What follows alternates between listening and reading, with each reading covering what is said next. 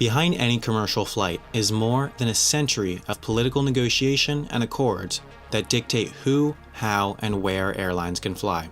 Aviation is one of the most unifying industries worldwide because it is what brings the world together.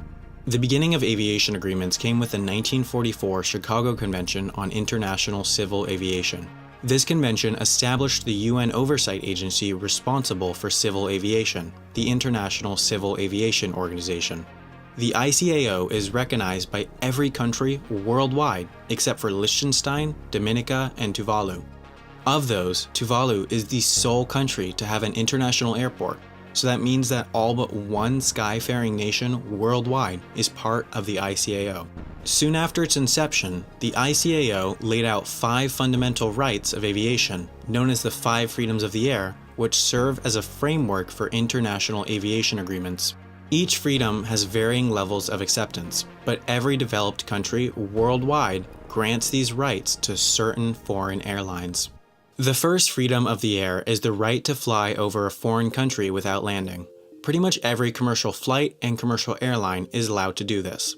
There are exceptions. The EU has a list of hundreds supposedly unsafe airlines that are not allowed in EU airspace, but there are no large airlines today restricted from certain airspace.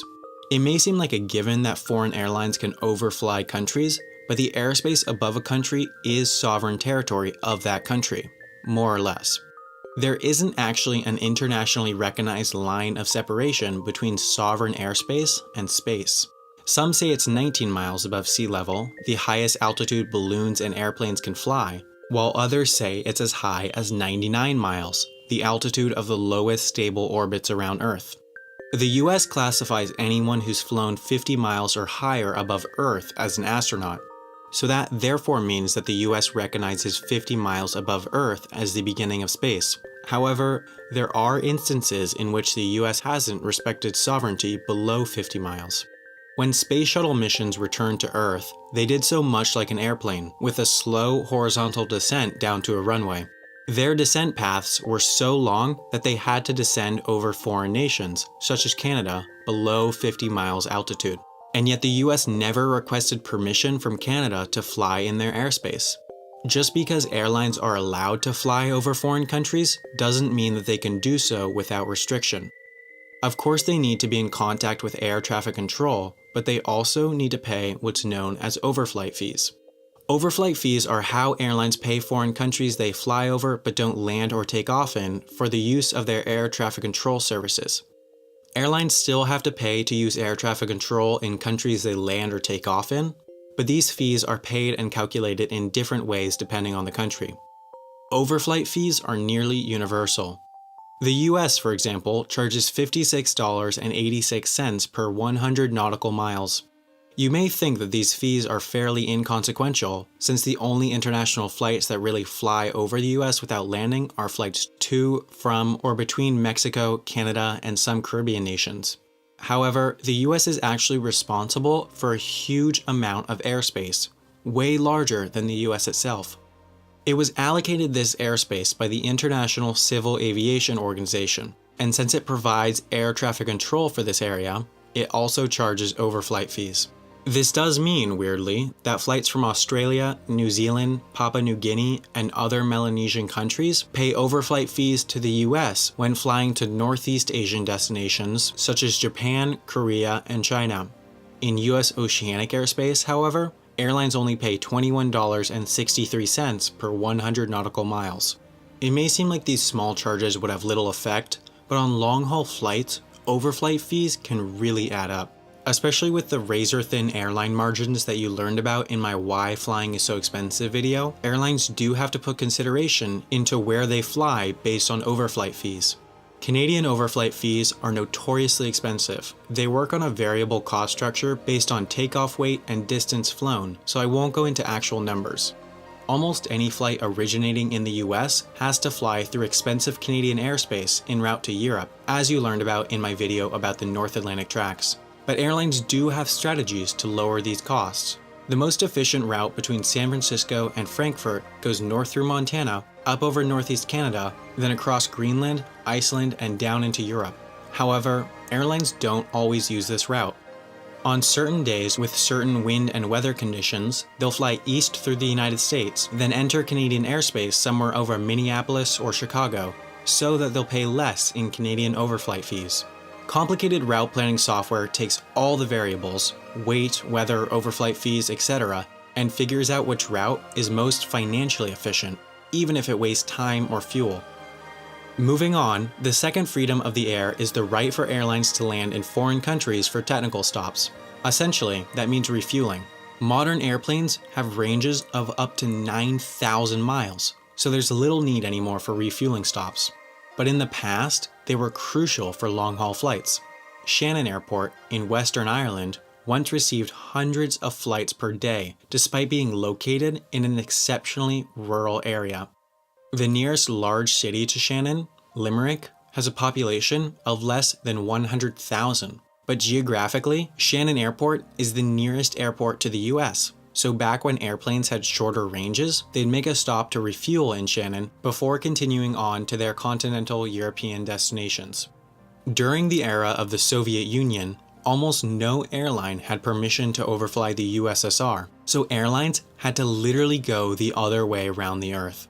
Nearly every flight between Europe and Asia was routed with a technical stop in Anchorage, Alaska to refuel. Obviously, this was incredibly inefficient. Today's direct Europe-Asia flights take between 10 and 12 hours, but back when they stopped in Anchorage, they took as many as 22 hours. Despite the huge range of airplanes today, there are still some flights that require refueling stops.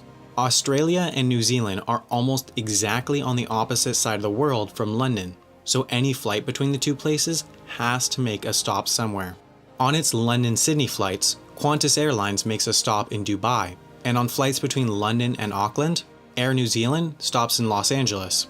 It is expected, however, that within weeks or days of this video going up, Qantas Airlines will announce a new direct route between Perth in Western Australia and London with their 787-900 Dreamliners, which would be the first direct commercial service in history between Europe and Australia.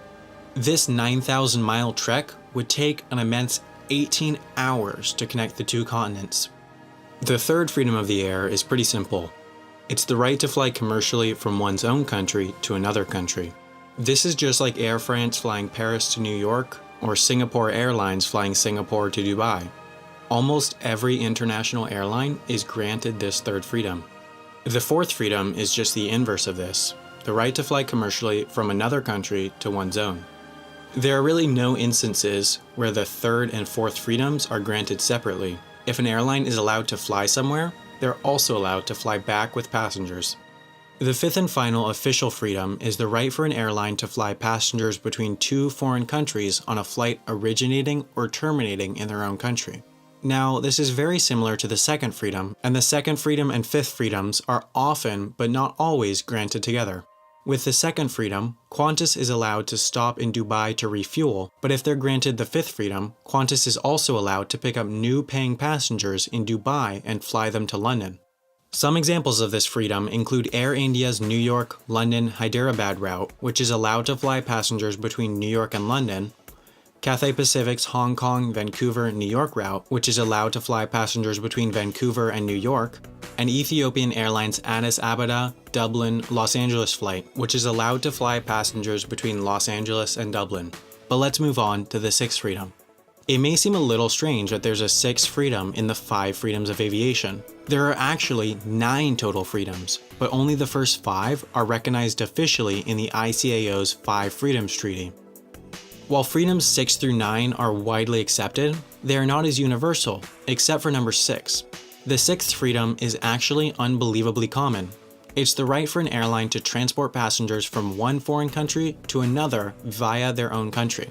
This is just like Air France taking passengers from New York to Dubai via Paris, or Korean Airlines taking passengers from Frankfurt to Tokyo via Seoul. As you can tell, having 6 freedom rights is basically a fancy way to say airlines are allowed to connect passengers.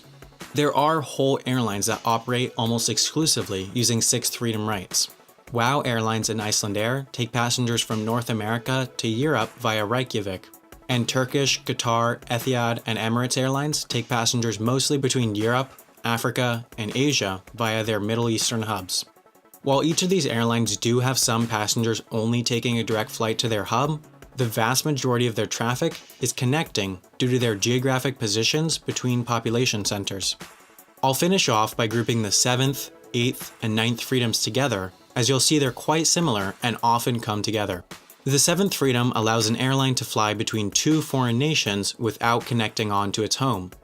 The 8th freedom is the right for an airline to fly between two cities in one foreign country while continuing on to its own country.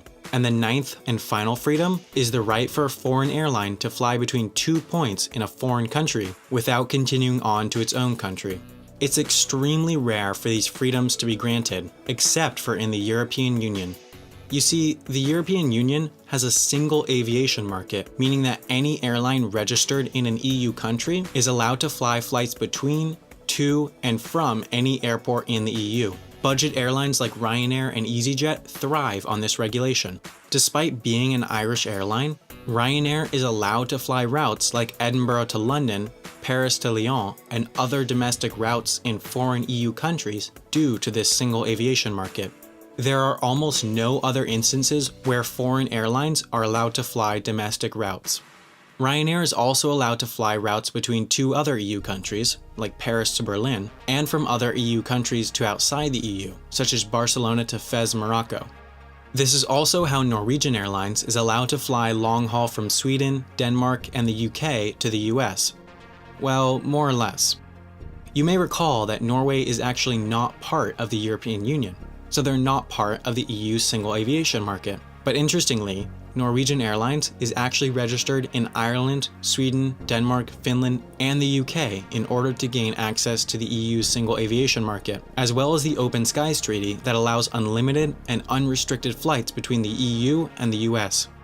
There's one really interesting use of these treaties and regulations in the form of short-haul flights between the Caribbean and the United States. Norwegian Airlines offers flights during the winter months from Boston, New York, and Baltimore to Martinique and Guadeloupe. And these aren't extensions to their long-haul flights using 5th Freedom rights. These are standalone flights in small airplanes. Boston and Baltimore don't even have Norwegian transatlantic flights. Normally a flight like this would never be allowed, but since Martinique is an overseas region and Guadeloupe is an overseas territory of France, they're also part of the EU's single aviation market and the Open Skies Treaty. So, those are the 5, or rather 9 freedoms of aviation. Aviation is a very politically charged and complicated subject, but these freedoms do a great job of simplifying and standardizing airline regulations worldwide.